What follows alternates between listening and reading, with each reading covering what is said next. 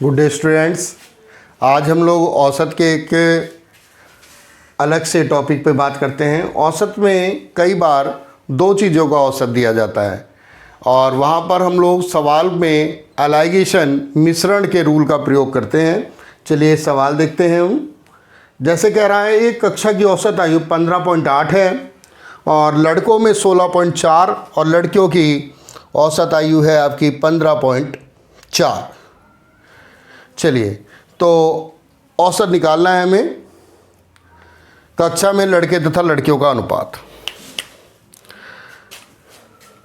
Boys and girls, इससे हम लोग आप जानते हैं मिश्रण में अनुपात ही निकाल सकते हैं। तो बॉयज की औसत आयु है 16.4 और गर्ल्स की है 15.4 और औसत दे रखा 15.8। तो चलिए निकालते हैं। एलाइगेशन में क्या होता है, एक वैल्यू से वैल्यू बड़ी होती है और दूसरी से छोटी। औसत निकालने का बहुत आसान तरीका है, दोनों का अंतर काटा जाता है। बड़े में छोटा घटाना है, तो अगर इसे घटा दो तो ये आ गया 0.6 और इसे घटा दो तो ये आ गया 0.4। पॉइंट से पॉइंट कट जाएगा, 2/6। तो यहाँ पर आपसे पूछ रहा है बॉयज़ और गर्ल्स का अनुपात, तो कितना आ जाएगा 2:6 से काट दो 3। तो 2:3। तो 2:3 हमारा आंसर आ गया। बॉयज़ और गर्ल्स का अनुपात होगा 2:3। चलिए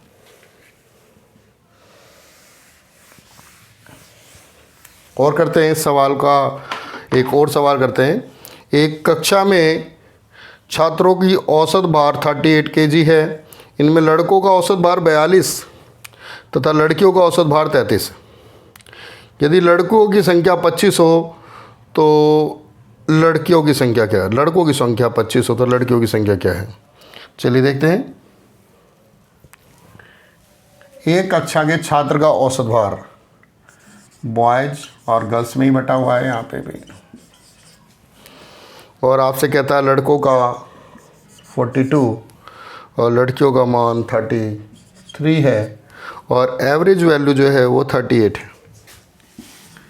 चलिए तो औसत तो आसानी से आप निकाल सकते हैं। इधर करेंगे तो अंतर आ जाएगा भाई 4 और इधर करेंगे तो अंतर आ जाएगा आपका 5। तो बॉयज़ का रेशो हो गया 5 और गर्ल्स का रेशो हो गया 4। अब सवाल को और बढ़ाया गया है कि लड़कों की संख्या 25 है, यानी 5 का जो मान है उसका मान 25 है। तो आप जानते हैं 5 25 कैसे होगा भाई, 5 की गुणा करके। तो इधर भी 5 की गुणा कर दीजिए, तो लड़कियां कितनी हो जाएंगी 20। अगर 5 25 है तो 4 पंजे 20। तो आपसे पूछा लड़कियां कितनी हैं, तो 5 अगर 25 है तो भैया 4 क्या होगा, 4 भी 20 होगा। ठीक है, तो आसानी से निकाल सकते हैं हम लोग।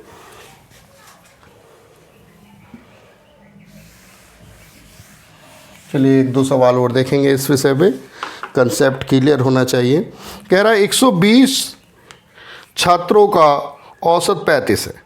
यदि पास होने वाले छात्रों का 39 है और फेल होने वालों का औसत 15 है।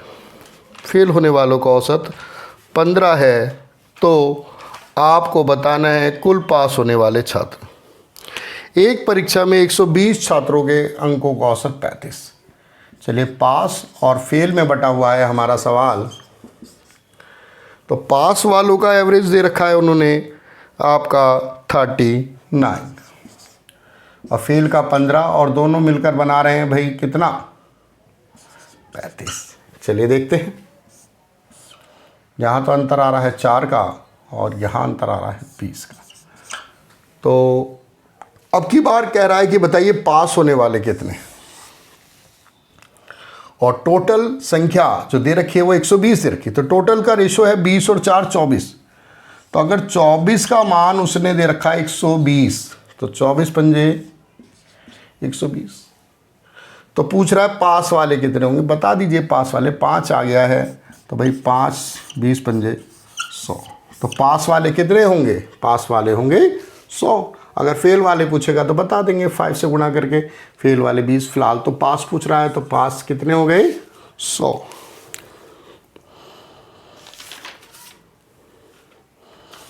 चलिए आपको एक सवाल और करते हैं।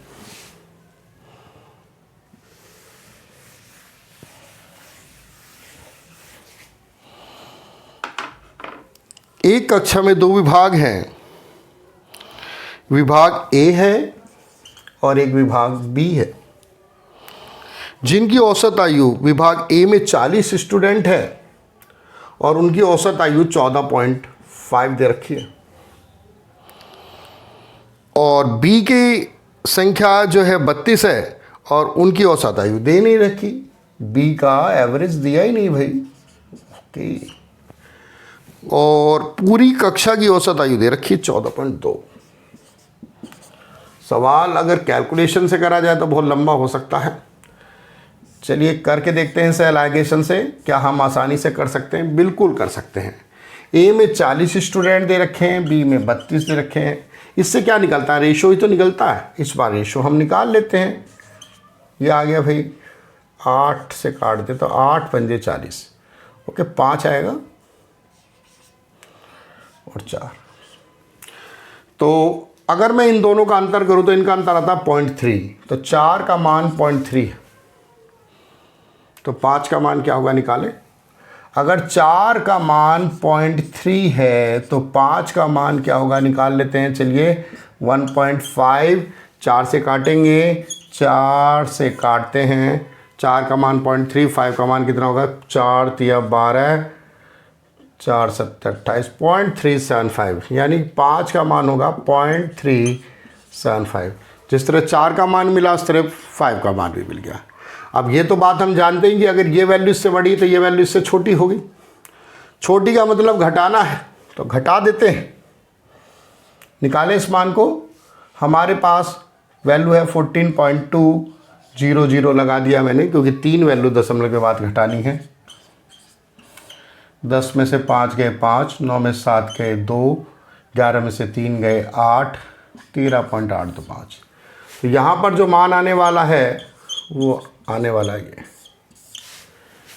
तो आपने देखा कि सवाल हम लोग निकाल सकते हैं। एलाइगेशन से हमारी काफ़ी मदद मिलती है इस तरह के सवालों में, बट एलाइगेशन तभी लगेगा जब 2 चीज़ों का एवरेज है। ठीक, तो उम्मीद है आपको ये कंसेप्ट अच्छा लगा होगा और आप इसका बेनिफिट उठाएंगे आने वाले एग्ज़ाम में।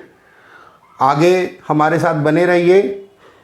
अगर आप सही से क्लास को रेगुलर करते रहेंगे तो मैं आपसे प्रॉमिस करता हूँ कंपटीशन में आपके मैथ के सेक्शन से कोई सवाल नहीं छूटेगा। ठीक है, और आने वाले एग्ज़ाम पुलिस का, दिल्ली पुलिस वगैरह सभी एग्ज़ाम आपके कोई भी हो, सवाल नहीं छूटेगा आपका। बस करते रहिए। अगर कोई दिक्कत आती तो आप मुझे कमेंट सेंड कर सकते हैं। ठीक, मेरा व्हाट्सएप नंबर पे भी आप सेंड कर सकते हैं। मेरा व्हाट्सएप नंबर 9149396929।